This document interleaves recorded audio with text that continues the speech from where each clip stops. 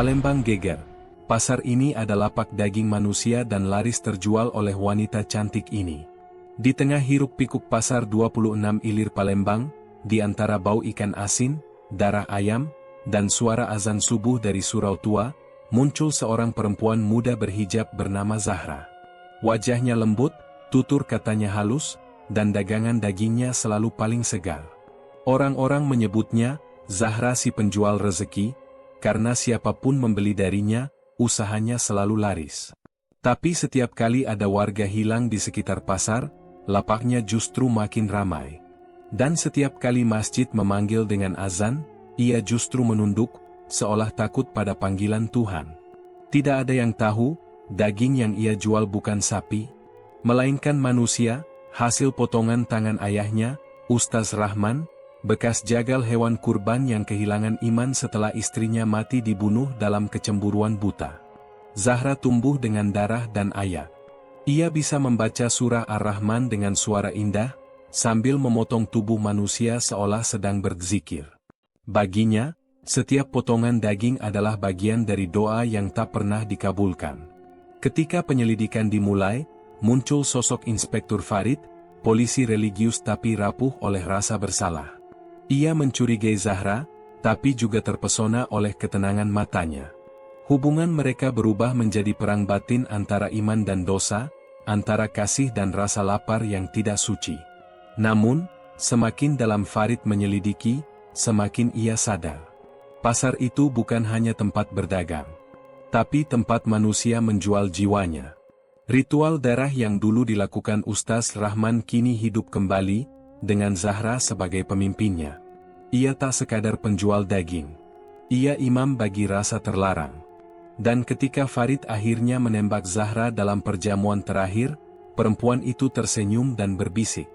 Darahku halal, karena aku sudah belajar bagaimana Allah menciptakan rasa dari penderitaan.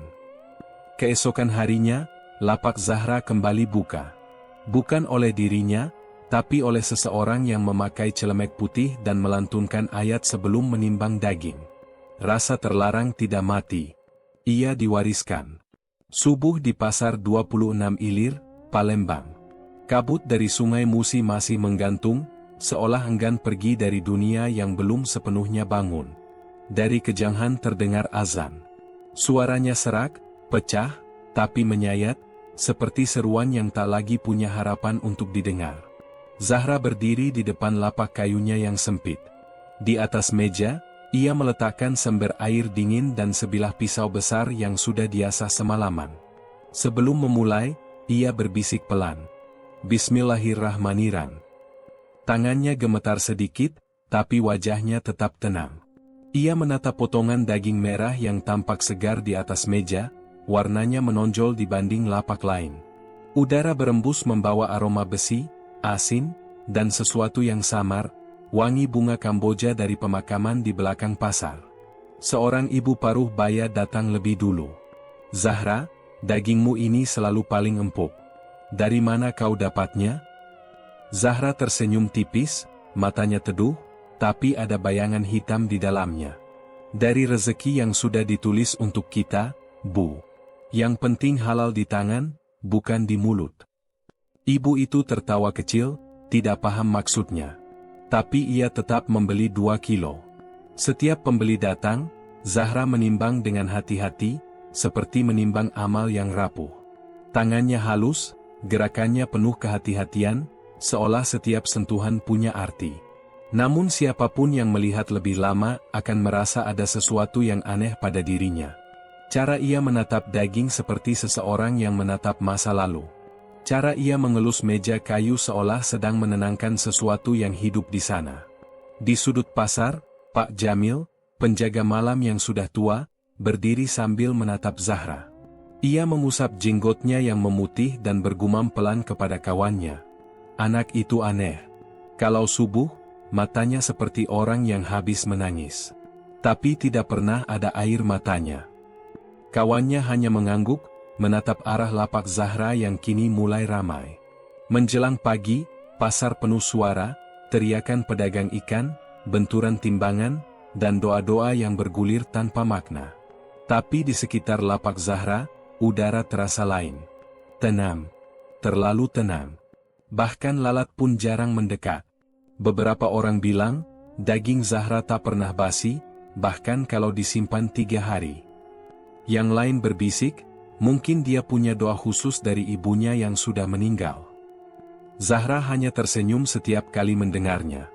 Ia tidak menyangkal, tapi juga tidak membenarkan. Baginya, diam adalah bentuk ibadah. Saat matahari mulai naik, bayangan di sekitar lapaknya memanjang. Ia merapikan barang, menyapu sisa air di lantai, dan menutup kain putih di atas meja. Di sela pekerjaannya, ia berbisik lirih, hanya bibirnya yang bergerak, tapi suaranya terdengar seperti doa yang disesali. Setiap rezeki datang dari Allah, meski lewat darah manusia. Kata-kata itu keluar pelan, seperti mengandung rasa malu yang sudah berubah jadi kebiasaan. Sore menjelang. Pasar mulai sepi. Para pedagang berkemas, meninggalkan aroma amis yang menempel di udara. Zahra mengangkat embernya, berjalan melewati lorong becek yang menuju ke gang belakang pasar. Langkahnya pelan, tapi pasti, seperti seseorang yang tahu kemana harus pulang meski jalannya gelap. Dari kejauhan, azan maghrib berkumandang. Cahaya jingga menimpa wajahnya, membuat mata Zahra tampak berair. Namun itu bukan tangisan. Itu pantulan dari sesuatu yang jauh lebih dalam, rasa yang tidak bisa disucikan oleh wudhu manapun. Malam itu, kabar menyebar. Seorang pedagang ikan di pasar 26 Ilir tidak pulang ke rumah. Istrinya melapor, warga mencari, polisi datang. Tapi tak ada yang menemukan apapun, hanya air sungai yang beriak pelan di bawah jembatan. Dan Zahra, di rumah kayunya di pinggir musi, sedang duduk di teras, menatap air hitam mengalir di bawah cahaya bulan. Di depannya, sebungkus uang hasil jualan hari ini, dan secangkir teh melati yang mulai dingin. Ia menatap ke arah pasar yang mulai gelap, lalu berbisik. Besok aku buka lebih pagi. Mungkin rezekinya akan lebih banyak. Angin malam membawa suara azan Isya dari kejauhan. Dan untuk sesaat, wajah Zahra tampak begitu damai. Terlalu damai untuk seorang yang hidup dari hal yang tak pernah disebut dalam doa. Rumah itu berdiri di tepi sungai Musi, tua dan sepi seperti tubuh yang menunggu ajalnya sendiri. Dinding kayunya lapuk, tapi di dalamnya masih ada suara hidup. Suara lantunan ayat-ayat suci yang dibaca dengan nada rendah, bergetar di udara seperti doa yang tersesat di jalan pulang. Di ruang tengah, Ustaz Rahman duduk bersila.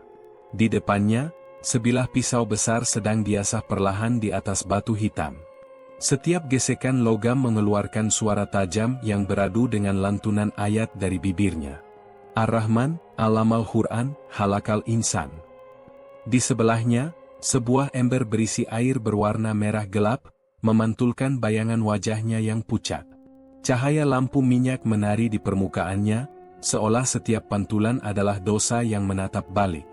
Zahra berdiri di ambang pintu, membawa keranjang hasil jualan. Wajahnya lembut, tapi matanya letih seperti orang yang sudah terlalu lama melihat hal-hal yang tidak boleh dilihat manusia.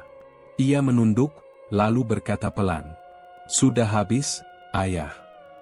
Ustaz Rahman berhenti mengasah. Ia menatap Zahra lama, seolah menimbang sesuatu di matanya, bukan kebenaran, tapi kekuatan. Lalu ia tersenyum, senyum tipis yang lebih mirip luka daripada bahagia. "Orang makan dari tanganmu, Nak," katanya tenang. "Kau beri mereka rasa yang mereka sembah." Zahra tidak menjawab. Ia hanya menatap lantai kayu, di mana cahaya lampu menimpa genangan air yang warnanya samar. Dingin. Sunyi.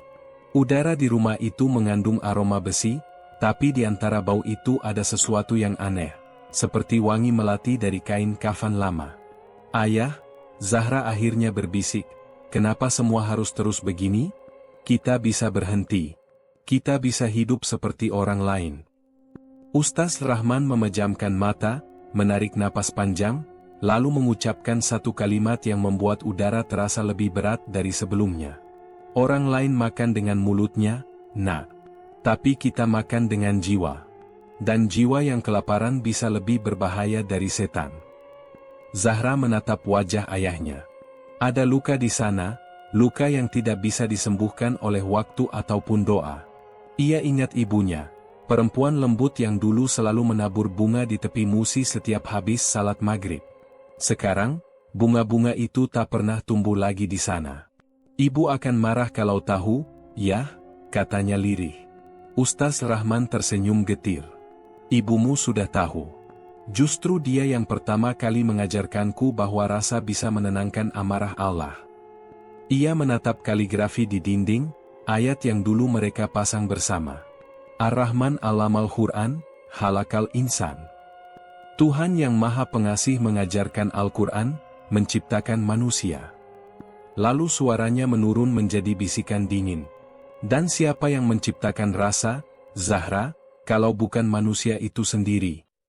Zahra memejamkan mata. Ada air bening yang menetes di pipinya, tapi ia tak menghapusnya. Air mata itu jatuh ke lantai dan menyatu dengan air merah yang mengalir pelan ke arah pintu belakang. Di luar, angin malam dari Sungai Musi masuk membawa suara gemericik air. Suara itu terdengar seperti bisikan nama seseorang, samar, lirih, dan menyayat. "Kau dengar, Nak?" tanya Ustaz Rahman. Mereka datang lagi. Orang-orang yang dulu menertawakan ayah. Mereka ingin rasa mereka dikembalikan. Zahra menunduk. Tapi apa kita tidak takut, ya? Ini semua salah. Allah tidak memerintahkan ini. Ustaz Rahman menatapnya dengan mata yang berubah lembut, tapi bukan lembut dari kasih, lembut dari kegilaan yang sudah menjadi kebijaksanaan bagi dirinya sendiri. "Nak, jangan sebut nama Allah di rumah ini kalau kau masih belum siap untuk memahaminya dari sisi gelap." Sunyi. Lampu minyak bergetar tertiup angin. Bayangan kaligrafi menari di dinding, bentuknya berubah-ubah, seperti wajah yang tersenyum dan menangis bersamaan. Zahra menunduk dalam-dalam.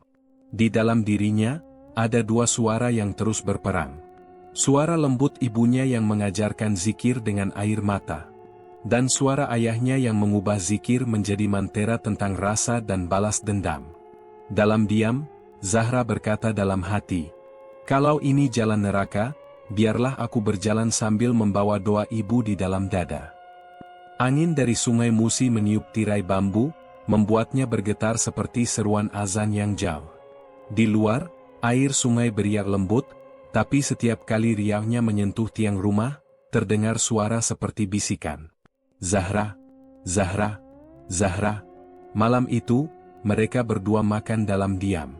Nasi hangat, sayur bening, dan daging yang disajikan dengan penuh ketenangan. Tidak ada doa keras, hanya gumaman lirih dari Ustaz Rahman. Rasa yang datang dari Allah tak selalu putih, Nak. Kadang, yang hitam pun bisa jadi berkah, asal dibawa dengan tangan yang tidak bergetar. Zahra menatap ayahnya. Dalam hatinya, ia tahu, cinta yang lahir dari darah tidak bisa disucikan oleh air wudhu manapun. Dan malam itu, Sungai Musi mengalir lebih lambat dari biasanya, seperti membawa rahasia yang terlalu berat untuk dibawa manusia. Fajar baru menyingkap kabut tipis di tepian Sungai Musi. Airnya berwarna kelabu, berkilau samar di bawah langit pucat yang belum sepenuhnya pagi. Seekor burung bangau berdiri di antara ilalang basah, matanya menatap sesuatu yang mengapung perlahan di permukaan air. Sebuah tubuh tanpa kepala, mengambang seperti doa yang kehilangan arah kiblat. Polisi datang dalam diam. Sirene tidak dinyalakan, hanya langkah-langkah hati-hati di atas papan kayu jembatan yang lembab oleh embun. Inspektur Farid berdiri di tepi sungai, kedua tangannya bersilang di dada, menatap tubuh itu lama tanpa berkata apa-apa. Ia pernah melihat banyak kematian, tapi tidak pernah yang sesunyi ini. Tidak ada tanda perlawanan, tidak ada luka yang kasar. Potongannya bersih, rapi, seperti hasil tangan seseorang yang memahami anatomi, atau memahami rasa. "Bekas sayatan halus, Pak," ujar seorang petugas muda di sampingnya. "Bukan kerja orang awam." Farid hanya mengangguk. Matanya tidak lepas dari tubuh itu, tapi pikirannya sudah berjalan ke tempat lain, ke pasar, ke bau amis daging yang kadang terasa lebih tajam dari darah manusia. Ia menarik napas dalam. Angin dari sungai membawa aroma lumpur dan garam, bercampur dengan wangi dupa dari rumah-rumah kayu di seberang. Di kejauhan, azan subuh terdengar lirih, seperti upaya kecil untuk mengingatkan manusia pada Tuhan yang mungkin sudah lelah dipanggil. Farid menatap arloji. Pukul 5:10. Bungkus dan kirim ke rumah sakit. Kita periksa semua penjual daging di pasar 26 Ilir, katanya datar. Nada suaranya tak keras, tapi semua anak buahnya tahu, itulah perintah yang tak bisa ditunda. Pagi menjelang, pasar sudah hidup. Orang berteriak, menawar, tertawa, seperti tidak pernah ada kematian yang hanyut di sungai yang sama beberapa jam lalu. Hanya Farid yang berjalan di antara lorong-lorong sempit itu dengan tatapan yang menembus keramaian. Langkahnya berhenti di satu tempat. Lapak Zahra. Perempuan muda berhijab itu sedang menata potongan daging di atas meja kayu. Gerakannya lembut, penuh perhitungan, seperti seseorang yang sedang merapikan bunga di makam orang yang dicintainya. Ketika menyadari kehadiran Farid, Zahra menatapnya dengan senyum sopan. Matanya bening, suaranya lembut, tak ada tanda ketakutan. "Assalamualaikum, Pak Polisi. Mencari sesuatu?" Farid memandangi meja dagangannya. Daging merah, segar, tanpa lalat, tanpa darah menetes di lantai. Terlalu bersih untuk ukuran pasar becek seperti ini. Ia bertanya pelan, "Saya cuma ingin tahu, daging sebersih ini, dari mana kau dapatnya?" Zahra tersenyum. "Dari rezeki, Pak. Rezeki yang dijaga agar tetap hidup." Farid mengerutkan kening. "Maksudmu?" Zahra menunduk, suaranya nyaris seperti bisikan doa. "Kalau niat kita bersih, daging pun ikut bersih. Karena semua makhluk hidup dari niat, bukan dari darah."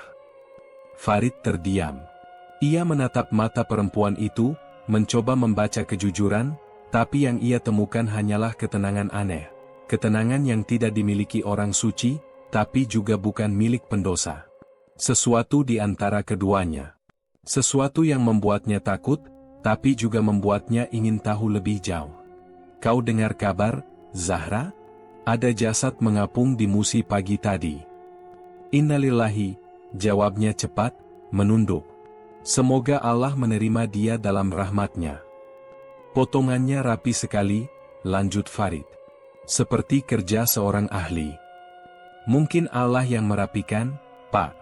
Kadang maut datang dengan cara yang indah." Kata-kata itu membuat Farid kehilangan napas sejenak. Ia ingin bertanya lebih jauh, tapi Zahra lebih dulu berkata, "Daging saya selalu halal, Pak. Tak satu pun pembeli mati karena saya." Suaranya lembut, tapi tajam, seperti doa yang menipu diri sendiri. Farid menatapnya lama, tapi akhirnya hanya mengangguk pelan dan beranjak pergi. Langkahnya berat, pikirannya tak tenang. Setiap kata Zahra terasa seperti ayat yang dipelintir dari kebenaran. Benar bentuknya, tapi salah maknanya. Di belakangnya, Zahra menunduk lagi. Tangannya menata daging dengan rapi. Namun di bawah meja, di dekat kakinya, ada setetes air merah yang jatuh perlahan ke lantai. Menetes, lalu hilang terserap tanah becek pasar.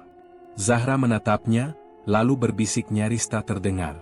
"Terkadang rasa suci datang dari tempat yang paling kotor, Pak Farid." Malamnya, Farid duduk di kamar kerjanya yang sempit di kantor Polsek Ilir Timur. Hujan turun perlahan di luar jendela.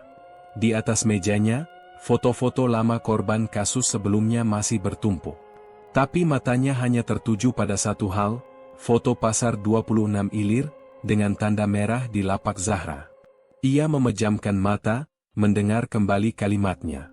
"Tak satu pun pembeli mati karena saya." Kalimat itu seperti gema dalam pikirannya, berulang-ulang, dengan nada berbeda setiap kali ia mencoba menenangkan diri. Kadang terdengar lembut, kadang seperti ejekan. Ia tidak tahu kenapa suara itu terasa begitu dekat, seolah bukan berasal dari Zahra, tapi dari dalam dirinya sendiri.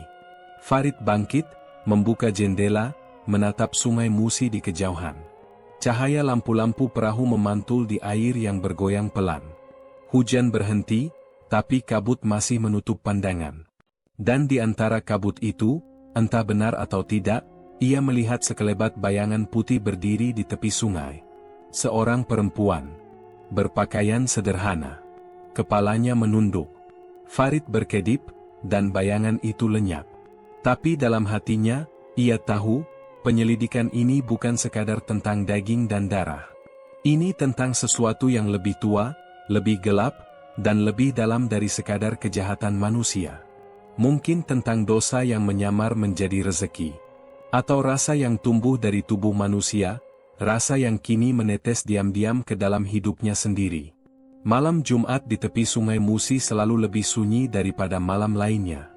Angin dari air membawa dingin yang menusuk tulang, seperti sedang membawa pesan dari masa lalu. Dari arah rumah Zahra, samar-samar terdengar suara tasbih bergemerincing, beradu pelan dengan tiupan angin. Zahra duduk di lantai ruang tengah, menunduk di hadapan ayahnya. Di antara mereka ada lampu minyak kecil yang cahayanya bergetar. Bayangan wajah mereka menari di dinding kayu, seolah ada lebih dari 2 orang di sana. Seolah bayangan itu menyimpan sosok lain yang ikut mendengarkan. Ustaz Rahman berzikir pelan.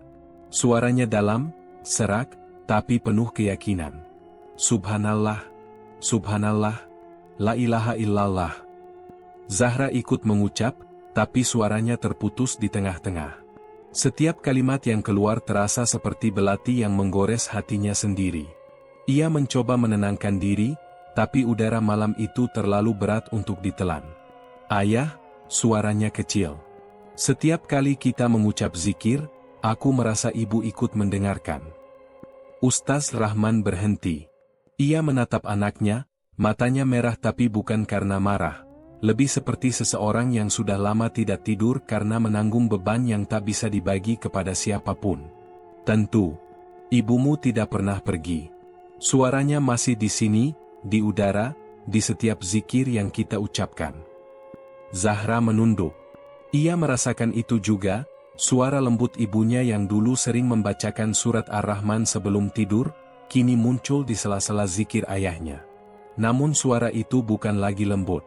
Ada getar aneh di dalamnya, seperti sedih yang membusuk. Zahra, bisikan itu datang dari arah tirai yang bergerak pelan. Kau tahu apa yang terjadi padaku, jangan biarkan darahku jadi sia-sia. Zahra menoleh cepat. Tidak ada siapapun. Hanya suara air sungai di luar, beradu dengan tiang rumah. Namun dadanya terasa sesak, seolah ada sesuatu yang memanggil dari balik masa lalu. Ustaz Rahman tersenyum kecil, menatap cahaya lampu yang mulai redup. Dia memaafkan kita, Nak. Tapi ia juga meminta kita meneruskan yang belum selesai. Apa maksud ayah? Rasa tidak hilang begitu saja. Ia mencari tempat baru untuk berdiam. Kata-kata itu menempel di benak Zahra seperti noda yang tidak bisa dibersihkan. Ia menggenggam ujung jilbabnya erat-erat, menahan gemetar di tangannya. Di kepalanya, zikir ayahnya berulang tanpa henti, menjadi mantra yang menggema di dada. La ilaha illallah. La ilaha illallah. Namun di sela-sela ucapan suci itu, Zahra mendengar sesuatu yang lain. Suara ibunya menangis. Lirih, panjang, menembus kesadaran. Zahra, dosa tidak bisa disembuhkan dengan dosa. Ia menutup telinga, tapi suara itu justru semakin jelas. Angin di luar menguat, meniup tirai, memadamkan lampu minyak. Kini hanya gelap. Namun dalam gelap itu, zikir ayahnya masih terdengar, berat dan dalam. Seperti detak jantung yang menuntut balasan. Zahra merasakan air mengalir di ujung jarinya. Entah air apa, mungkin dari kendi, mungkin dari luar. Ia tidak tahu. Yang ia tahu hanya satu, ada sesuatu yang harus ia terima malam ini. Ia menarik napas panjang, lalu berbisik pelan. Astagfirullah, tapi aku tetap teruskan. Kalimat itu meluncur dari bibirnya seperti doa yang pecah di tengah jalan. Matanya basah, tapi bukan oleh tangisan. Lebih seperti pelepasan, ketika manusia berhenti melawan takdir yang ia tahu akan menghancurkannya. Di luar rumah, hujan turun tiba-tiba. Air sungai Musi bergolak, membawa arus kuat yang memantulkan cahaya petir. Di sela hujan, terdengar azan Isya dari kejauhan. Tapi suaranya samar, tenggelam oleh bunyi alam yang seperti ikut berdoa. Malam itu, Zahra duduk di tepi jendela, menatap air hujan mengalir di kaca. Ia merasa seolah dunia sedang membersihkan dosa yang tidak mau hilang. Tapi semakin lama ia menatap, semakin ia sadar. Yang dibersihkan bukan dosa di luar, tapi bayangan dalam dirinya sendiri. Ia mendengar bisikan ayahnya dari ruang tengah, lembut tapi tegas. Zikir itu bukan untuk menyucikan, Zahra, tapi untuk mengingat. Karena manusia hanya kuat kalau tahu seberapa dalam dosanya. Zahra menunduk, menutup wajah dengan kedua tangan, lalu berkata nyaris tanpa suara. Kalau begitu, biarlah aku mengingat sampai akhir. Hujan terus turun. Sungai mengalir tanpa arah. Dan dari balik langit yang gelap, seolah-olah Ibu Zahra ikut menatap ke bawah. Bukan dengan amarah, tapi dengan kesedihan yang tak bisa dihapuskan doa manapun. Pagi itu, kabut Musi masih bergantung di atas permukaan air. Pasar 26 Ilir belum sepenuhnya hidup, tapi suara tawar-menawar sudah mulai terdengar di antara lapak-lapak basah. Farid berdiri di depan lapak Zahra, menatap daging yang ditata rapi seolah bukan hasil potongan, melainkan persembahan. Daging saya segar, Pak, kata Zahra pelan, dengan senyum yang tidak sepenuhnya ramah, tapi anehnya menenangkan. Farid mengangguk, padahal bukan itu yang ingin ia dengar. Ia ingin tahu kenapa setiap kali melihat perempuan ini, detak jantungnya terasa tidak seperti biasanya. Seperti zikir yang kehilangan arti, tapi penuh makna tersembunyi. Ia memandangi jemari Zahra yang sedang menimbang, gerakannya lembut, presisi, nyaris seperti ritual. Ada sesuatu yang suci dalam caranya memegang pisau, tapi juga sesuatu yang membuat dada Farid bergetar. Campuran antara iman dan ketakutan, antara nafsu dan rasa ingin tahu. Zahra menyodorkan sebungkus daging padanya. Cicipilah, Pak Farid. Katanya setiap rasa yang lahir dari hati, takkan menipu. Farid mengangguk pelan. Ia membawa pulang bungkusan itu tanpa banyak bicara. Namun malamnya, ketika daging itu ia masak dan ia suap perlahan ke mulut. Lidahnya merasakan sesuatu yang tidak pernah ia rasakan seumur hidup. Bukan sekadar rasa gurih, tapi rasa yang menenangkan seperti doa yang dikabulkan. Sekaligus mengguncang seperti dosa yang diterima tanpa pengampunan. Setelah itu, ia tidak bisa tidur. Di kepalanya, wajah Zahra terus muncul, senyumnya yang lembut, matanya yang tenang, dan aroma tubuhnya yang samar masih menempel di udara pasar. Farid merasa seolah Tuhan sedang memujinya lewat rasa. Malam berikutnya ia kembali ke rumah Zahra. Rumah di tepi Musi itu gelap, hanya diterangi lampu minyak yang bergoyang pelan. Zahra sedang duduk di ruang depan, memandangi air yang mengalir di luar. Ketika Farid datang, ia tidak kaget. Seolah sudah tahu sejak awal. Kau kembali, Pak Farid, katanya lembut. Aku hanya ingin bertanya. Tentang rasa? Zahra menatapnya. Pandangan mereka bertemu, lama, dalam, dan hening.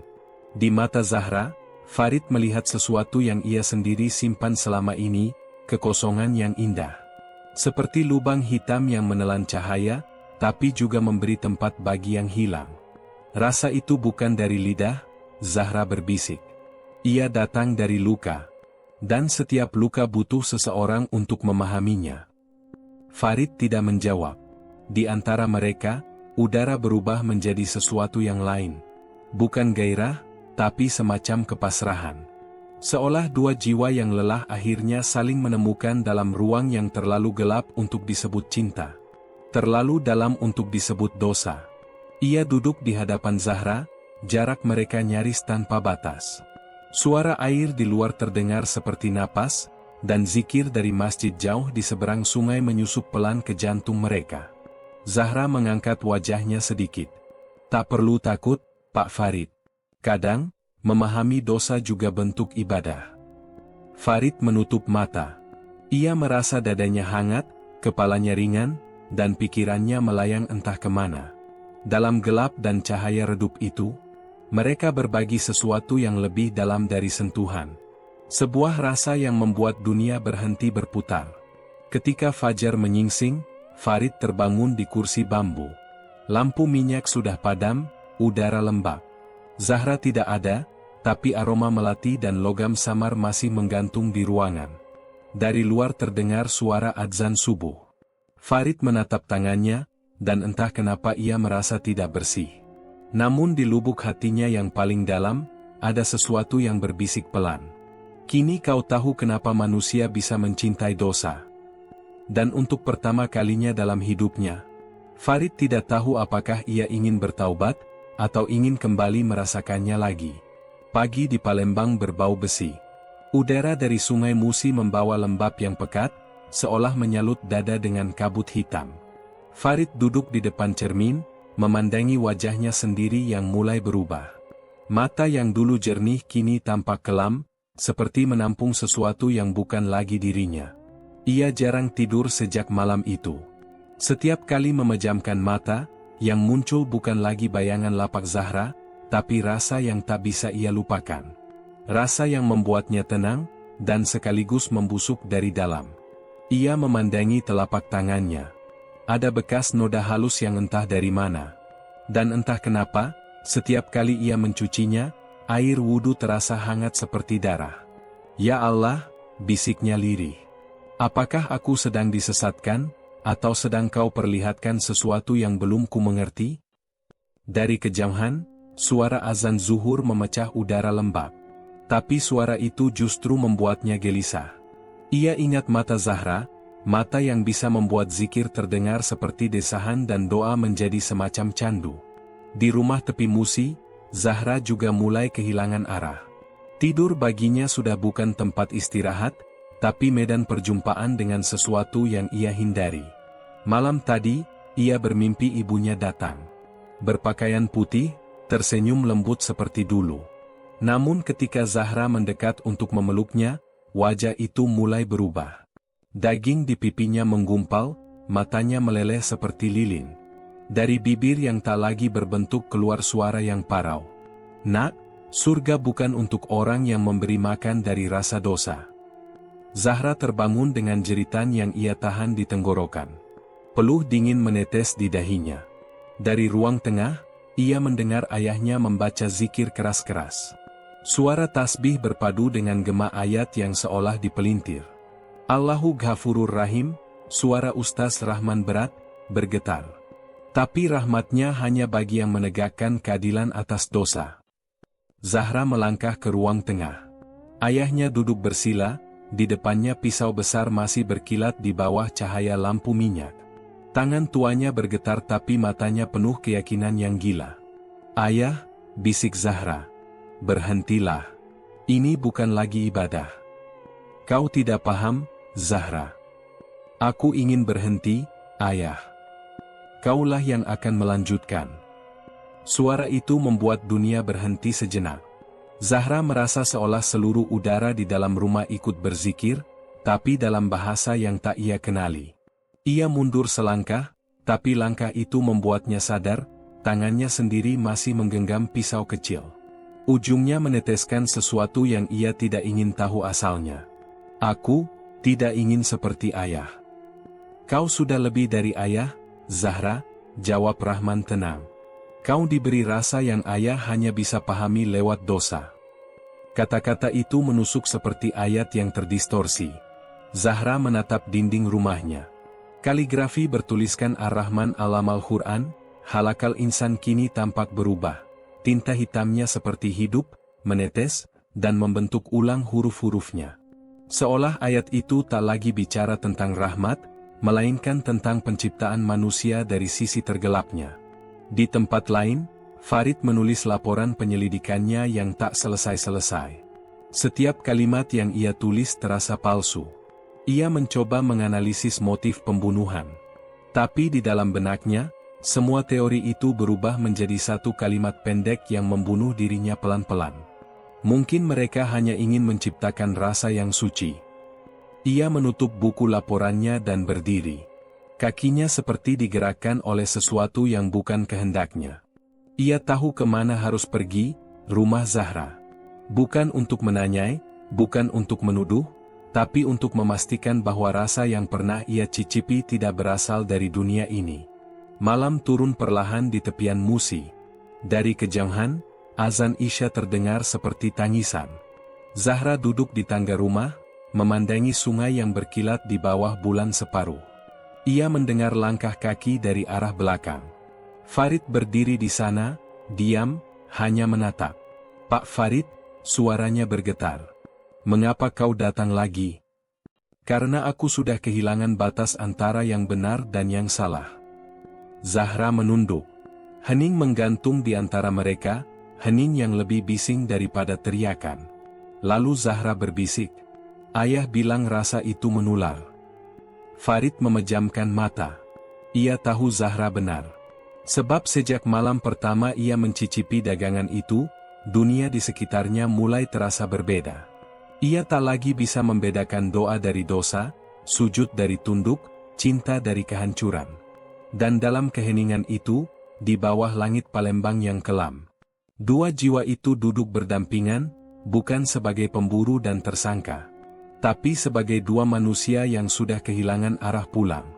Dari dalam rumah, suara Ustaz Rahman kembali terdengar, pelan tapi jelas.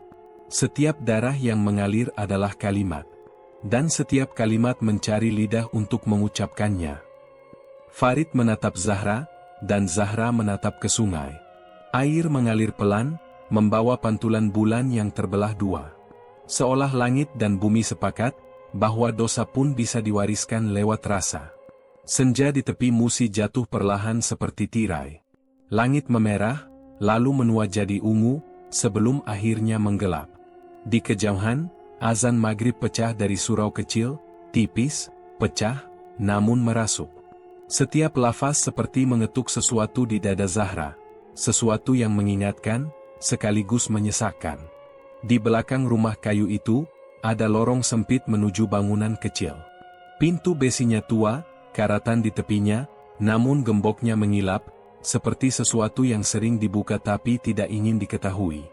Farid berdiri di sana, ikut tenggelam dalam senyap yang menegangkan. Ia tidak bernapas keras-keras, seolah udara di lorong itu sendiri menolak kebisingan. Pintu terbuka. Udara dingin menyambutnya, dingin yang tidak wajar untuk sebuah senja tepi sungai. Di dalam, lampu putih menyala dingin. Rak-rak berbaris rapi.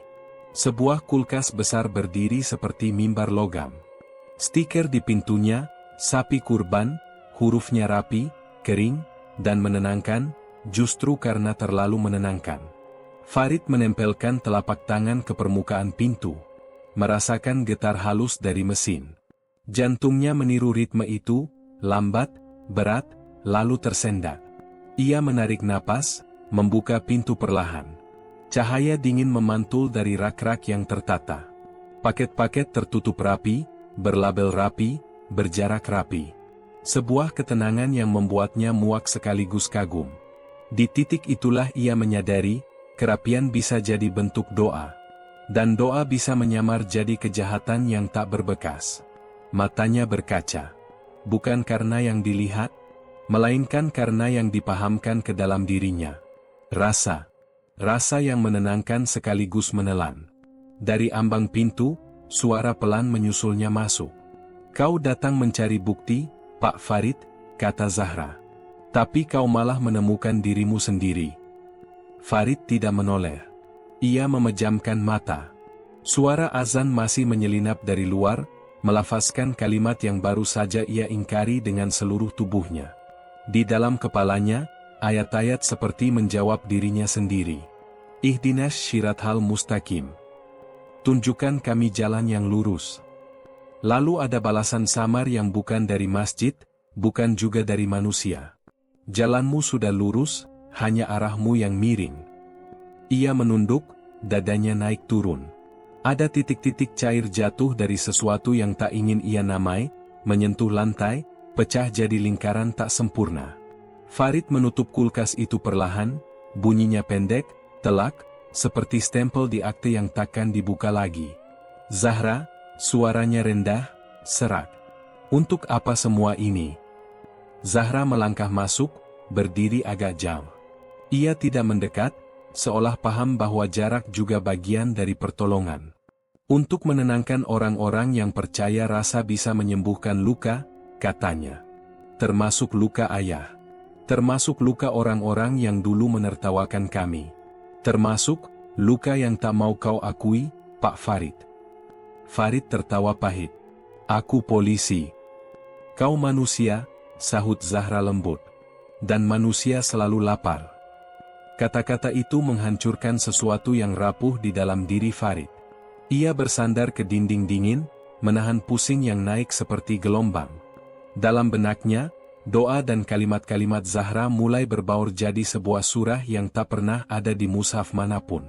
Sebuah surah yang tidak ditulis dengan tinta, melainkan rasa.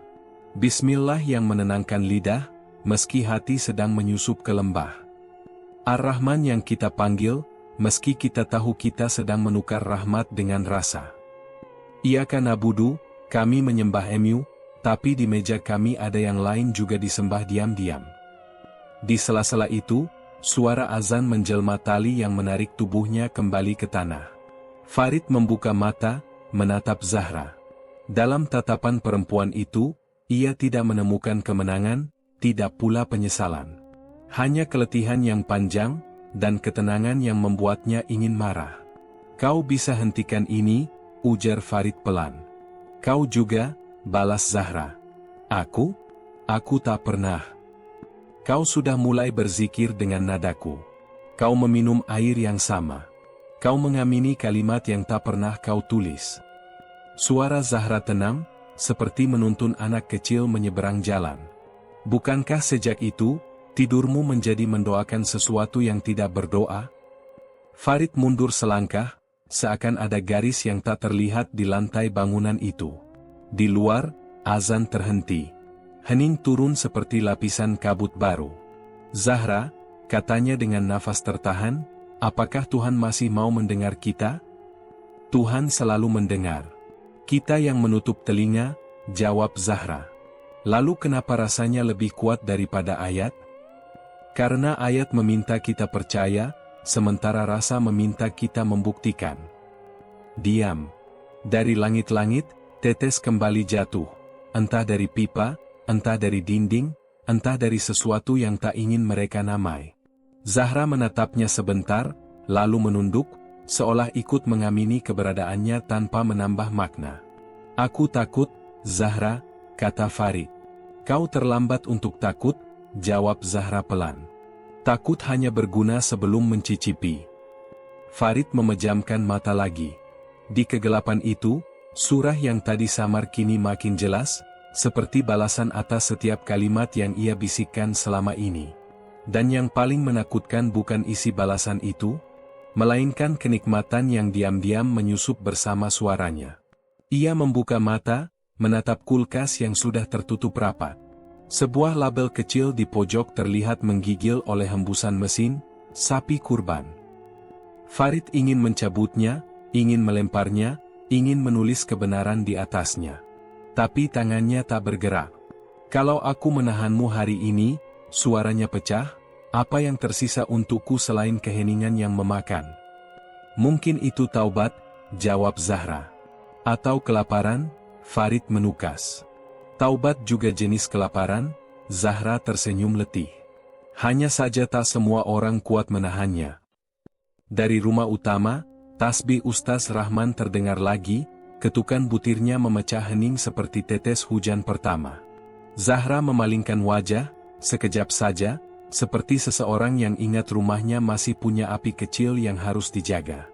Pergilah, Pak Farid, katanya akhirnya. Sebelum surahmu menjadi surahku. Farid melangkah ke pintu. Di ambang, ia berhenti, menoleh. Kau yakin Tuhan masih menyayangi orang seperti kita? Zahra menatapnya lama, sangat lama, sebelum menjawab. Tuhan menyayangi apa yang kembali. Tapi tidak semua yang kembali bisa tinggal. Lorong memanjang, udara luar menyambut dengan hangat yang aneh. Di atas, langit malam menutup merahnya, menyisakan warna besi yang dingin. Farid berjalan tanpa suara, membawa surah yang tak tertulis, yang akan ia baca berulang-ulang malam ini. Sambil bertanya dalam hati, siapa sebenarnya yang sedang mendoakan siapa? Di dalam gedung kecil itu, Zahra menatap pintu kulkas yang berembun. Ia menempelkan dahi ke logam, memejamkan mata, dan di antara azan yang baru saja padam, ia mendengar ibu berbisik dari tempat yang tak bernama. Anakku, jangan lagi kau sebut rasa sebagai rahmat. Jika rahmat tak lagi membuatmu berhenti. Lampu putih bergetar, lalu stabil. Di lantai, jejak tetes mengering, meninggalkan garis-garis tipis seperti harakat pada huruf-huruf yang tak pernah terucap. Malam merapat. Dan surah itu melanjutkan dirinya sendiri di dada dua manusia yang tak sanggup menuliskan akhir. Pagi itu, langit Palembang berwarna abu seperti air wudhu yang sudah dipakai berkali-kali. Kabut tipis menempel di halaman rumah tepi Musi, membuat suara sandal para tetangga terdengar seolah datang dari mimpi yang jauh. Di dalam rumah, tasbih Ustaz Rahman berhenti di angka yang tak pernah selesai. Polisi berdiri di depan pintu, mengetuk dengan sopan yang asing. Ketukan ketiga barulah pintu terbuka, dan dunia seperti menahan napas. Ustaz Rahman duduk bersila. Di hadapannya ada lampu minyak kecil dengan sumbu yang nyaris padam. Wajahnya pucat dan tenang, mata menatap kaligrafi di dinding. Ar-Rahman alamal Quran, halakal insan. Seakan ia sedang membaca ayat terakhir yang tersisa di hidupnya. Farid yang memimpin. Suaranya pelan, seperti orang yang hendak mengantar orang lain pulang. Pak Ustaz, ikut kami untuk dimintai keterangan. Tanpa paksaan. Ustaz Rahman menoleh. Senyumnya tipis, senyum orang yang sudah berdamai dengan sesuatu yang tak bisa diampuni. Ia memandang Zahra dari ujung mata, pandangan yang telanjang, jujur, dan menyakitkan. Lalu ia berbisik, setenang adzan yang disampaikan di telinga bayi. Allah tahu siapa yang lapar karena iman. Setelah itu, segala sesuatu terjadi dalam senyap yang menukik. Tidak ada teriakan, tidak ada kekacauan. Hanya geser kursi, desis pendek lampu minyak, dan kemudian hening yang sangat panjang. Polisi tersentak, tetangga menutup mulut, dan waktu, untuk beberapa detik, tak lagi memiliki jam. Zahra terduduk. Ia tidak menjerit, ia memeluk ayahnya seperti memeluk malam yang tak mau selesai. Lantai menjadi dingin di bawah lututnya. Wajahnya bersandar di dada Rahman, mencari detak yang baru saja berpindah entah kemana. Ada hangat yang menghilang perlahan, seperti dupa yang kehabisan nyala. Yah, suaranya pecah, ayah. Air bening turun di wajahnya, bercampur sesuatu yang tak ingin ia beri nama. Namun anehnya, di sela gemetar itu, bibirnya membentuk garis yang bukan tawa, bukan pula tangis, sebuah senyum rapuh yang tampak seperti pengakuan. Kini rasa sejati milikku. Farid berdiri beberapa langkah jauhnya. Di kepalanya, banyak kata ingin diucap, tapi semuanya jatuh sebelum mencapai lidah. Ia melihat putusnya sebuah garis nasab, dari ayat ke nafs, dari doa ke rasa. Dan ia sadar, ada hal-hal yang justru tumbuh di tanah yang seharusnya tandus. Petugas menunduk, membiarkan Zahra menutup wajah ayahnya dengan kain putih tipis. Kain itu segera basah di satu sisi, Zahra membalikannya perlahan, seperti orang yang merapikan sajadah sesudah salat. Sudah, Nak, bisik seorang ibu tetangga sambil meraih bahunya. Zahra mengangguk, tetapi tangannya tetap mengepal, seolah ada sesuatu yang masih ia genggam dan tak bisa ia lepaskan di depan saksi-saksi. Rumah menjadi makam kecil. Angin musi merayap di sela jendela, membawa bau sungai yang asin, dan entah dari mana, wangi melati yang tak pernah diletakkan siapapun. Di dinding, kaligrafi tampak berdenyut oleh cahaya yang goyah, lalu diam seperti batu nisan. Farid mendekat. Zahra, kami minta maaf, ucapnya tanpa keberanian menatap mata itu terlalu lama. Tidak ada yang perlu dimintakan maaf, Pak Farid, jawab Zahra lembut. Semua orang pulang pada waktunya. Ayah hanya mendahului kita. Farid menelan getir. Katanya, Kami perlu membawa Bapak. Zahra mengangguk, memotong dengan tenang, lakukanlah seperti seharusnya, Pak. Jangan risaukan aku. Aku sudah diantar sampai sini. Jenazah dibawa keluar dengan tata krama yang rapi. Langkah-langkah polisi meninggalkan jejak air di papan lantai yang tua. Ketika halaman kembali kosong, rumah terasa lebih luas, tapi juga lebih berat. Zahra duduk di tempat ayahnya tadi, menatap lampu minyak yang masih bernapas kecil. Ia mengambil tasbih Rahman. Butir pertamanya masih hangat. Zahra memainkannya di antara ruas jari, 1, 2, 3, sampai hitungan tidak lagi angka, melainkan nama. Nama ibunya, nama ayahnya, namanya sendiri. Hening bertambah tebal. Di luar, matahari berjalan ke sisi siang yang redup. Zahra berdiri pelan, menata sajadah, menegakkan tubuh, mengangkat kedua tangan. Allahu Akbar. Suaranya tidak terdengar, tapi tubuhnya mengucap. Dalam sujud, lantai yang dingin seketika terasa seperti tanah pekuburan, dingin, dekat, dan jujur. Di situ ia berbisik, hampir tanpa suara, ambillah yang kau cinta dariku, tapi jangan ambil yang kau tanam di tanganku. Sore menjelang, Farid kembali. Ia berdiri di ambang pintu, tidak melangkah masuk. Bagaimana kau? Tanyanya, meski tahu pertanyaan itu selalu telat dan tak pernah tepat. Zahra memutar tasbih sekali putaran penuh, lalu menatapnya. Seperti seseorang yang baru saja diwarisi doa, katanya datar. Doa? Doa yang tak akan disukai malaikat, tapi akan tetap dicatat. Farid kehabisan bahasa. Ia menatap ruang tempat Rahman duduk pagi tadi dan merasakan seolah satu dinding rumah berpindah ke dadanya. Berat, tetapi menahan semuanya agar tidak runtuh. Zahra, ia memberanikan diri, berhentilah. Kau masih bisa memilih. Zahra tersenyum kecil, senyum yang membuat fajar dan senja bertukar tempat. Berhenti itu pekerjaan bagi yang tidak diberi warisan. Ia mengangkat tasbih, memulurkan pada Farid. Ambil ini. Bila kau ingin menyelamatkan seseorang, mulailah dari hitungan yang tidak kau mengerti. Farid menatap butir-butir kayu yang sederhana itu. Saat menyentuhnya, ia merasakan denyut yang bukan miliknya, seperti doa orang lain yang menumpang di nadinya. Ia tahu, kalau ia tinggal lebih lama, rumah itu akan mengajarinya bahasa yang tidak diajarkan sekolah kepolisian. Besok, pasar buka, ujar Zahra, seolah mengabari hal paling biasa di dunia. Rezeki harus berjalan. Orang datang lapar, dan aku tahu caranya menenangkan mereka. Dengan apa? Suara Farid retak. Zahra menatap keluar jendela, ke musi yang menggelap. Dengan rasa yang mereka sembah, jawabnya pelan. Dan jika Tuhan menanyakan itu di akhirat, aku akan bilang, aku hanya meneruskan yang dipercayakan. Malam turun seperti surat yang sudah dilipat. Di halaman, sandal-sandal tetangga perlahan menghilang. Zahra menutup pintu, memadamkan lampu minyak, dan untuk sesaat membiarkan seluruh rumah tenggelam dalam gelap yang lembut. Di gelap itu, ia meraba udara seperti meraba wajah, mencari sisa napas terakhir yang mungkin tertinggal. Yah, bisiknya, aku sudah tiba. Dari jauh, suara sungai menjawab pendek, lalu sunyi. Dan pada sunyi itulah, Zahra mengerti.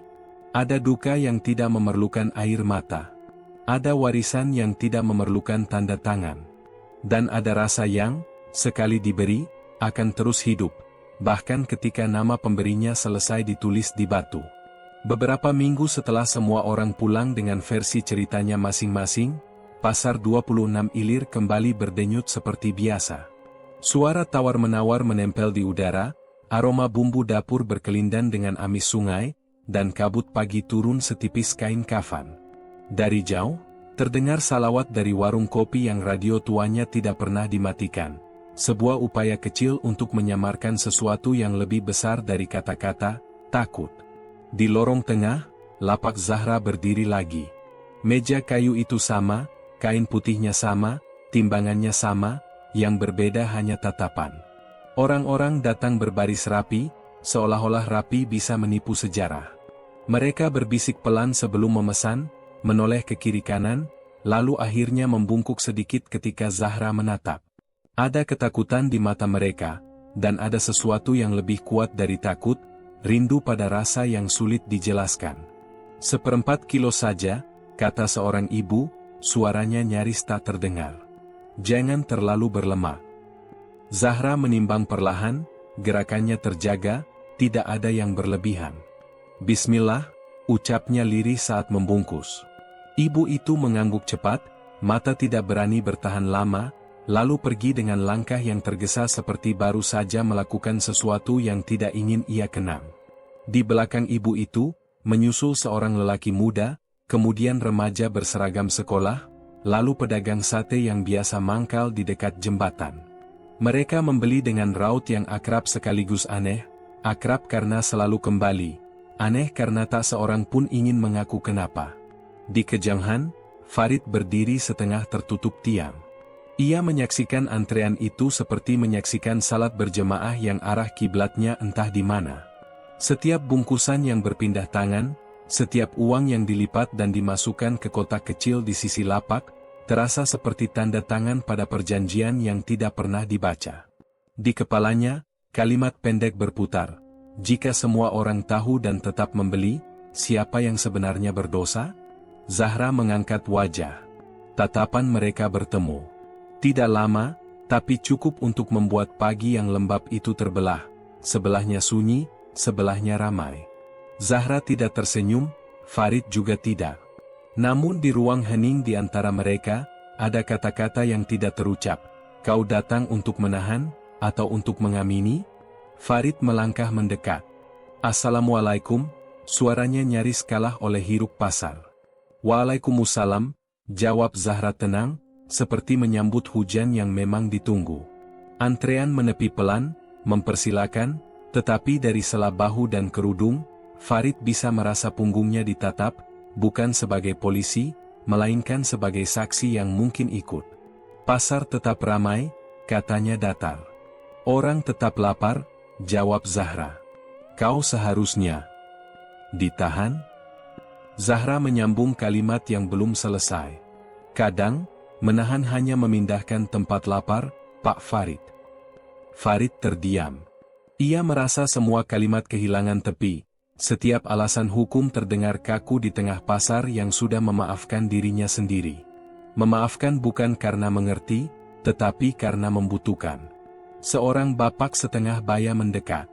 Bu Zahra, seperti biasa, untuk sop, katanya menunduk. Insya Allah, balas Zahra lembut. Bungkus berpindah, uang berpindah, dan dunia pun, perlahan, terus. Hari bergeser. Sinar matahari memantul di genangan kecil yang ditinggalkan roda gerobak.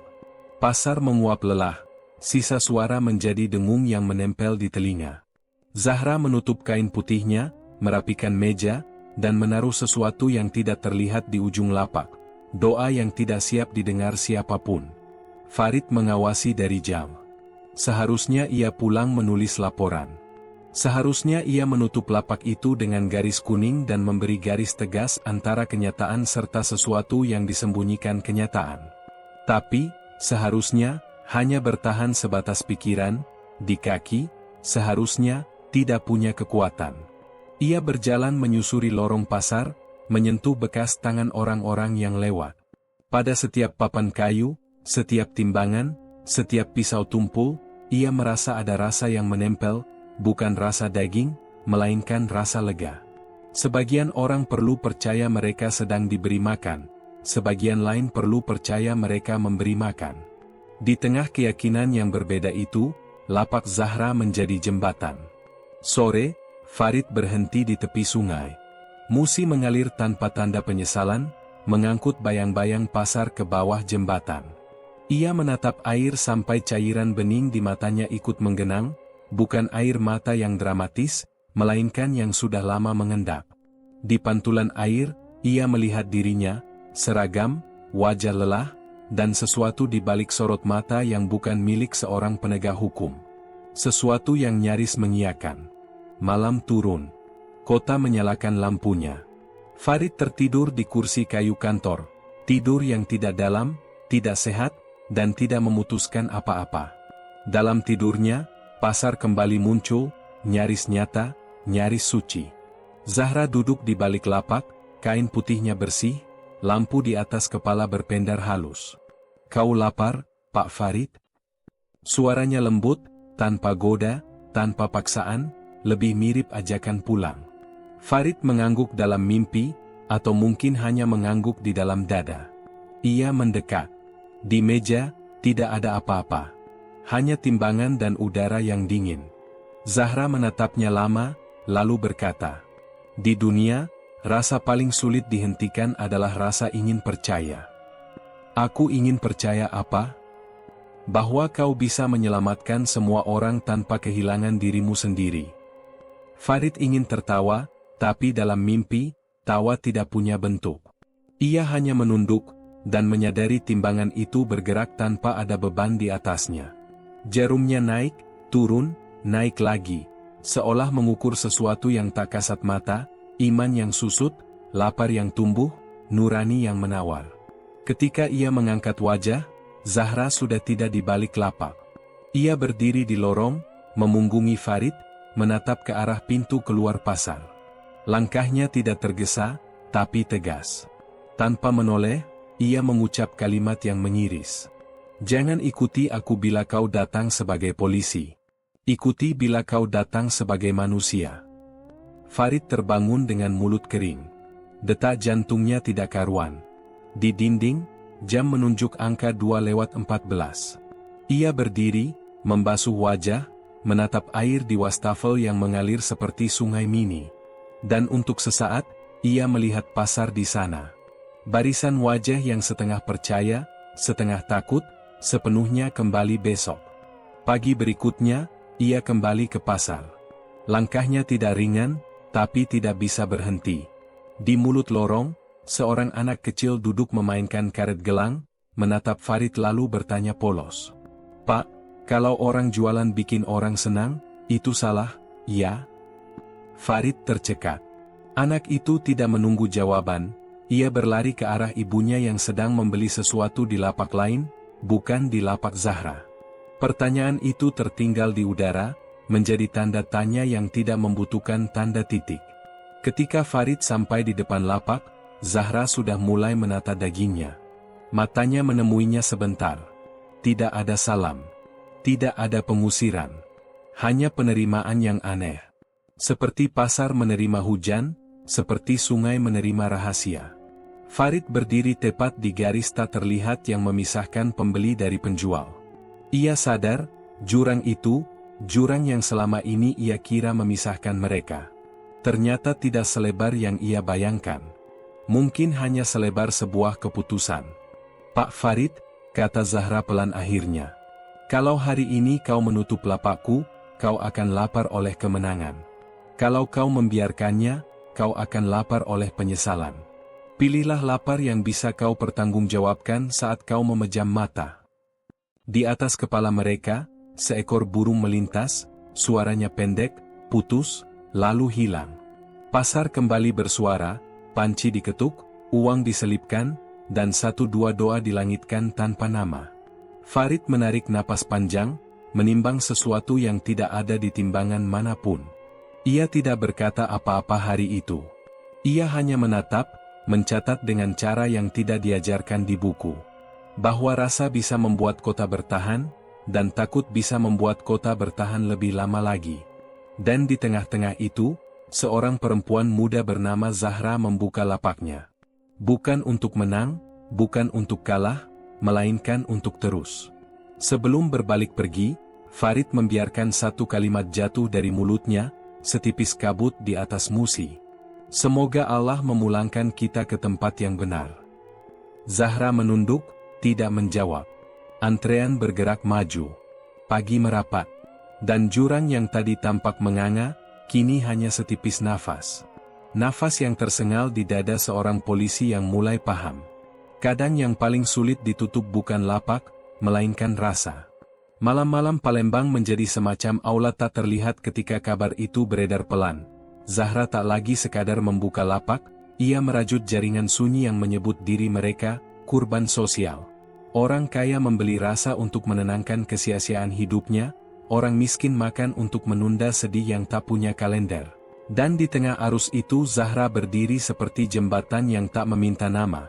Farid menyusup dengan kartu identitas yang ditinggalkannya di laci, menyamar sebagai pembeli. Sebagai panitia, sebagai siapa saja yang dibutuhkan agar bisa melihat dari jarak sedekat doa, namun justru dari jarak itulah ia melihat sesuatu yang merusak definisi hukumnya sendiri. Para relawan yang mengucap basmalah sambil menimbang, para janda yang mengucap hamdalah sambil menerima. Dan kota yang entah kenapa tampak lebih tenang ketika perut-perutnya tidak protes. Di sebuah gudang yang berbau asin sungai dan besi yang dipelintir, Zahra berbicara tanpa meninggikan suara, kita hanya memindahkan lapar agar tidak menjadi marah. Dan kalimat itu, alih-alih menampar, malah mendarat lembut di dada Farid seperti ayat yang lupa ditafsir.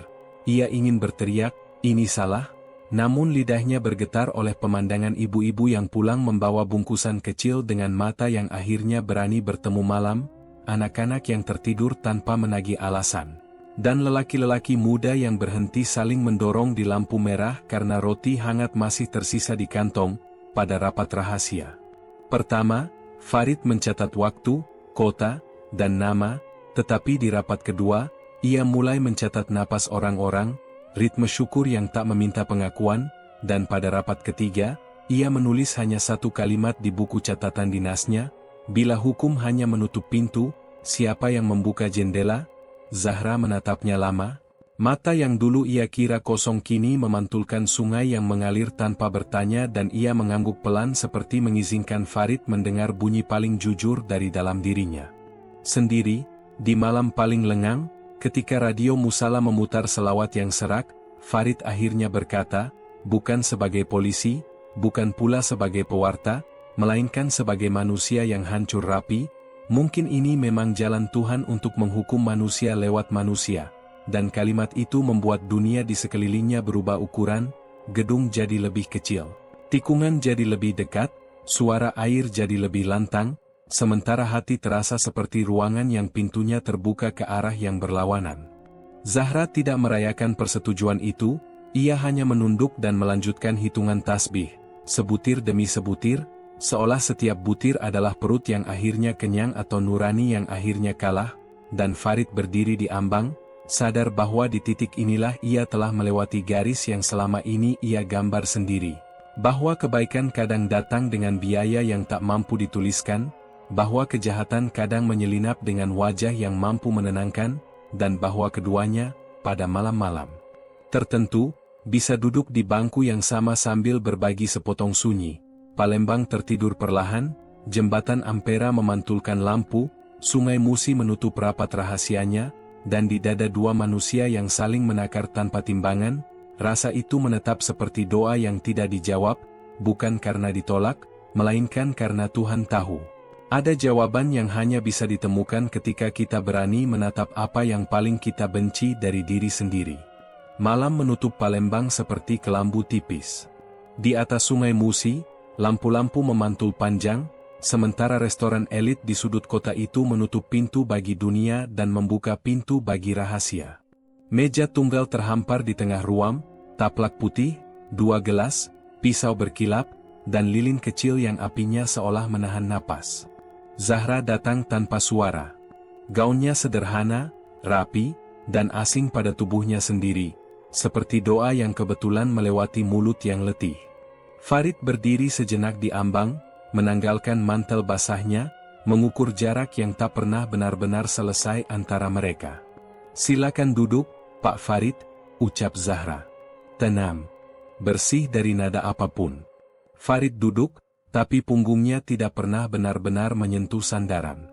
Di balik kaca dapur terbuka, terdengar suara wajan menyapa api. Aroma bumbu, tidak berlebihan, merayap pelan, membawa kenangan yang tidak punya alamat. Zahra menatap piring, menggeser sendok, merapikan serbet, hal-hal kecil yang biasanya tak berarti, malam ini berubah menjadi bahasa. Hidangan datang tanpa dentang. Diletakkan di tengah seperti pernyataan. Farid menatap warna yang tidak ia kenali, uap yang masih tipis, kepulan hangat yang menyelimuti udara. Ini, suaranya pecah lalu kembali, apa? Zahra memandangnya, bukan dengan kemenangan, bukan pula dengan permohonan. Hanya semacam kelelahan yang telah menemukan kalimat. Ini daging dari seseorang yang pernah mencintaimu, katanya pelan, seakan mengembalikan sesuatu yang lama dipinjam dunia. Farid mengangkat wajah. Kau gila. Zahra tersenyum, senyum kecil yang tak sampai ke mata. Gila? Tidak, Pak. Aku hanya lapar. Kata, lapar, jatuh seperti batu ke dalam sumur yang dalam. Di kepala Farid, gema kata itu bertemu suara-suara yang dulu ia sebut doa. Tiba-tiba semua motif, semua laporan, semua garis lurus yang ia jaga siang malam menjadi benang-benang halus yang mudah putus oleh satu tarikan dari arah yang tak ia duga, rasa. Ia berdiri. Kursi bergeser pelan, seperti menggesek hari terakhir dari kalender. Tangannya bergerak ke arah pinggang dengan mekanik yang dipelajari bertahun-tahun, gerak yang tak lagi membutuhkan perintah. Zahra tidak mundur. Ia hanya menatap, dan dalam tatapan itu ada pengakuan yang keras kepala, bahwa manusia seringkali menyebut keputusasaan sebagai takdir. Berhentilah, Zahra, suara Farid menurun, bukan ancaman, bukan permintaan, lebih mirip seseorang yang mengajak orang lain pulang. Tolong, berhenti. Zahra menggeleng pelan, dan untuk pertama kalinya malam itu, suaranya gemetar seperti api lilin yang hampir padam. Kalau aku berhenti, semua orang akan kembali pada lapar yang melahirkan marah. Aku sudah melihatnya, Pak Farid. Di rumahku. Di pasar. Di dada ayah. Sunyi menjadi dinding yang tak terlihat. Jam dinding di belakang bar berhenti berbunyi, atau mungkin bunyinya tertelan oleh jeda yang terlalu padat. Tembakan meletus singkat, pendek, tegas, seperti titik pada kalimat yang terlalu panjang. Zahra terhuyung, langkahnya mundur setapak, lalu duduk di kursinya sendiri dengan napas yang kehilangan ritme. Warna merah tumbuh di gaun yang semula tenang, menyebar bagai bunga yang dipaksa mekar. Farid tetap berdiri, tangan yang memegang senjata bergetar, bukan karena beratnya logam, melainkan karena beban kalimat yang ia tembakkan pada dirinya sendiri. Zahra memandang ke langit-langit, lalu ke Farid. Ada cahaya kecil di matanya, bukan cahaya kemenangan, melainkan kelegaan yang sedih. Lihat, bisiknya. Akhirnya ada yang kenyang malam ini. Farid meletakkan senjata di meja, jauh dari piring, jauh dari lilin. Ia berlutut di samping Zahra, seperti orang yang akhirnya mengakui bahwa lutut diciptakan bukan hanya untuk berlari dan berdiri, tetapi juga untuk kalah. Maaf, katanya. Sederhana, tanpa taktik, tanpa seragam. Zahra menutup mata, membuka lagi, seolah menimbang apakah malam ini patut diingat. Jangan minta maaf padaku, ujarnya. Simpan untuk dirimu sendiri. Di luar, angin sungai Musi menyentuh kaca. Di dalam, lilin memendek dengan sabar. Restoran itu terasa seperti masjid kosong sesudah tarawih, wangi, rapi, dan terlalu sunyi bagi manusia yang terbiasa berisik. Zahra, Farid menatap piring tak tersentuh, menatap meja, menatap dirinya di pantulan gelas. Kalau ada surga untuk orang yang tersesat, semoga kau sampai lebih dulu. Zahra tidak menjawab. Bibirnya bergerak kecil, mungkin doa, mungkin nama, mungkin cuma sisa napas yang menolak menjadi dingin. Di sudut, jam dinding kembali berdetak, pelan, lalu biasa, seolah pekerjaan dunia memang untuk terus melanjutkan sesuatu yang tak sempat ditutup. Ketika langkah-langkah akhirnya datang dari arah koridor, suara tumit, kain, dan perintah yang tidak jadi diteriakan, Farid berdiri pelan, menatap ruangan yang baru saja menjadi saksi, piring yang tidak pernah dipilih, lilin yang bersedia habis untuk menerangi siapa saja, dan meja yang akan selalu mengingat beratnya sepucuk senjata yang diletakkan di atasnya. Ia menatap sekali lagi wajah Zahra, bukan untuk menahan, bukan untuk melepas, melainkan untuk menerima bahwa beberapa kisah hanya punya akhir yang terlihat dari jauh. Lalu ia menutup matanya sepersekian detik, seperti orang yang memaksa dirinya percaya pada pagi. Di luar, Palembang tetap berkilau. Sungai tetap mengalir. Malam tetap bekerja. Dan di antara dua manusia yang sudah saling menghabiskan kata, tinggal tersisa satu hal yang tak bisa mereka rubah. Bahwa lapar kadang datang dengan 1000 nama, sementara kebersihan hati hanya punya satu, dan malam ini, keduanya tidak bertemu. Pukul 2 dini hari, RS Bayangkara kosong seperti doa yang lupa alamat. Lampu koridor menyala pucat, jam dinding berjalan pelan, dan pendingin ruangan menyanyikan dengung yang membuat malam terdengar lebih panjang dari seharusnya. Di ruang otopsi, tubuh Zahra terbaring tenang, dibungkus putih, disaksikan catatan, dan diserahkan kepada prosedur yang selalu yakin pada kesimpulannya sendiri. Petugas jaga menandai formulir, menulis jam terakhir, lalu menutup buku dengan suara pendek. Di atas meja baja, lampu sorot menatap seolah ingin memastikan tak ada lagi yang tertinggal di dunia ini selain sunyi. Hanya itu. Sunyi. Menjelang subuh, seorang perawat membuka pintu untuk memeriksa suhu ruangan. Ia berdiri di ambang, memandang beberapa detik, cukup lama untuk mengingat kembali urutan kerja, kemudian merasakan sesuatu yang tidak bisa ia jelaskan. Ruangan terasa lebih luas. Bukan karena ia melangkah mundur, bukan karena meja bergeser. Hanya lebih luas. Ia mendekat, menatap kain putih, menatap label kaki, menatap ketiadaan. Meja itu kosong. Tidak ada bau, tidak ada jejak, tidak ada suara. Hanya dinding di belakang meja, dan tulisan yang tidak ada di sana beberapa menit sebelumnya. Garisnya tipis, tidak meledak-ledak. Seperti kaligrafi yang lupa belajar sabar. Rasa sejati tidak mati. Ia berpindah. Perawat menutup mulutnya. Detak jam tiba-tiba terdengar keras, seperti memukul dadanya sendiri. Ia memanggil, orang-orang datang, prosedur dinyalakan, lembar-lembar formulir mendadak penuh kata yang tidak berani menatap maknanya sendiri. Di luar, adzan subuh memanggil. Di dalam, nama itulah yang menjawab. Beberapa hari kemudian, Pasar 16 Ilir menetapkan ritmenya sendiri. Palembang memulai pagi seperti biasa, air sungai Musi mengirimkan kabut, jembatan menahan kendaraan dengan sabar, dan lorong-lorong pasar membentangkan kain terpal warna-warni seperti payung yang menampung segala yang ditumpahkan kota, tawa kecil, cemas kecil, harap kecil. Para pedagang menata dagangan, pembeli menimbang alasan, dan radio warung memutar ayat-ayat yang menguatkan orang-orang agar tetap. Di ujung lorong kanan, sebuah lapak baru terbuka. Meja kayu, kain putih rapi, timbangan tua yang jarumnya berdiri dalam sopan. Di papan nama sederhana. Daging segar Bu Zahra, dari tangan yang disucikan darah. Orang-orang berhenti. Ada yang berdeham, ada yang menatap cepat lalu berpura-pura tak melihat, ada yang, tanpa sadar, menarik napas lebih panjang. Seorang ibu berbisik pada tetangga. Siapa? Tetangganya menggeleng, entahlah. Tapi tertib benar caranya menata. Mereka belum maju. Tetapi pasar selalu mengajarkan satu hal, rasa ingin tahu tak pernah kalah oleh takut. Lapak itu dijaga seorang pria berjanggut rapi. Gerakannya hemat, tidak berlebihan, setiap lipatan kertas, setiap ayunan berat timbangan, seperti sudah digarap oleh tangan yang lama menghafal. Kamera CCTV di sudut tenda memantau lorong, menangkap potongan waktu, orang datang, orang menahan diri, orang mendekat. Zoom diperbesar beberapa tingkat, gambar menjadi tajam, piksel-piksel menyatu jadi wajah. Wajah itu dikenal kota. Wajah itu mengenal kota lebih dulu. Inspektur Farid.